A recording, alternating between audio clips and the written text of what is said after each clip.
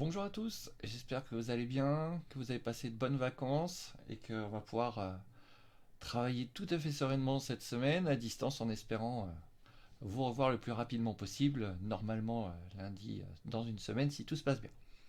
Alors ce que je vous propose, c'est une rapide vidéo pour faire un petit point sur l'activité que vous aviez à faire avant les vacances et vous présenter le travail que vous allez devoir réaliser et nous renvoyer aujourd'hui. Donc vous devez vous souvenir donc, de cette activité que vous avez faite il y a une quinzaine de jours maintenant, où vous aviez pu identifier les différentes formes d'énergie. Alors ça, c'était la dernière situation qui était possible dans la simulation, où vous aviez donc, en faisant apparaître les formes d'énergie, vous aviez donc ici une personne qui est en train de faire du vélo, donc qui produit un effort à partir de l'énergie chimique produite par son corps. Et on voit que assez rapidement, cette énergie s'épuise et qu'il va falloir s'alimenter pour la renouveler. On avait vu que le vélo transforme l'énergie chimique en énergie mécanique qui permet d'entraîner ici la roue, de produire de l'électricité et au niveau de la lampe de produire de l'énergie lumineuse et de énergie thermique aussi produite par notre corps. Quand on fait un effort, on a l'occasion d'en reparler. Alors à partir de cette animation-là, on a pu identifier 5 formes d'énergie. Le travail que l'on va vous proposer cette semaine et que l'on continuera au collège la semaine d'après, ça va être d'essayer de travailler sur une nouvelle problématique qui va être notre nouvelle leçon qui est est-ce que trop d'énergie, c'est pas dangereux? Alors si je reprends un petit peu les différentes formes d'énergie qu'on a là, hein, on retrouve donc nos 5 formes d'énergie et le travail que je vais vous demander, que l'on va vous demander de faire, c'est de compléter ce document-là que vous pourrez télécharger, que vous devrez télécharger à partir de GPI. En gros, l'idée, c'est d'essayer de trouver, pour les 5 formes d'énergie, des dangers possibles que vous êtes capable d'imaginer dans la vie courante et un moyen de se protéger contre ce danger-là. On retrouve les 5 formes d'énergie, l'énergie lumineuse, l'énergie thermique, l'énergie mécanique, l'énergie électrique et l'énergie chimique du corps.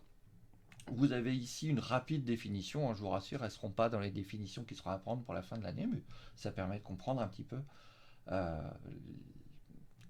quelles sont les différences entre ces formes d'énergie. Et là, par exemple, alors je vous donne un exemple, mais évidemment, vous serez obligé d'en trouver un autre pour le travail. L'énergie lumineuse, donc c'est une énergie qui est produite à partir d'une source primaire de lumière, c'est ce qu'on avait déjà vu dans la leçon sur la lumière, c'est des particules qu'on appelle des photons qui se déplacent, et puis des ondes, sous forme d'ondes, pardon. Et en gros, une première situation de danger dans la vie courante serait par exemple de regarder le soleil directement euh, avec les yeux.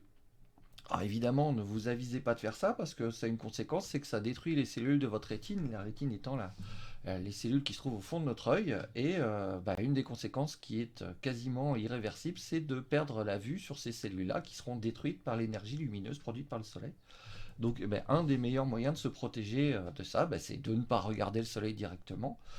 C'est ce que vous pourriez mettre là, ou d'utiliser des verres spéciaux, des lunettes de soleil, voire quand on travaille par exemple si je pense à la soudure pour les soudeurs, d'utiliser des verres de protection spécifiques qui permettent de voir où on soude sans se brûler les yeux, parce que si on n'utilise pas ces verres-là, ils deviendraient aveugles en quelques heures.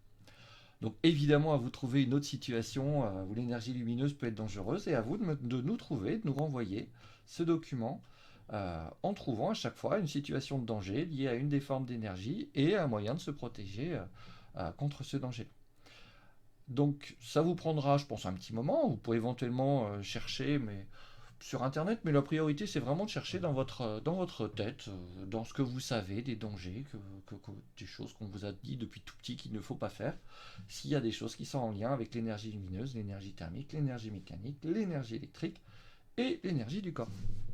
Voilà, vous penserez à bien enregistrer ce travail-là et vous nous le renvoyez par RuneCube.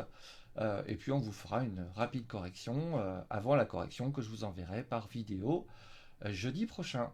Voilà, je vous souhaite à tous une très bonne journée et je vous dis à jeudi. Salut!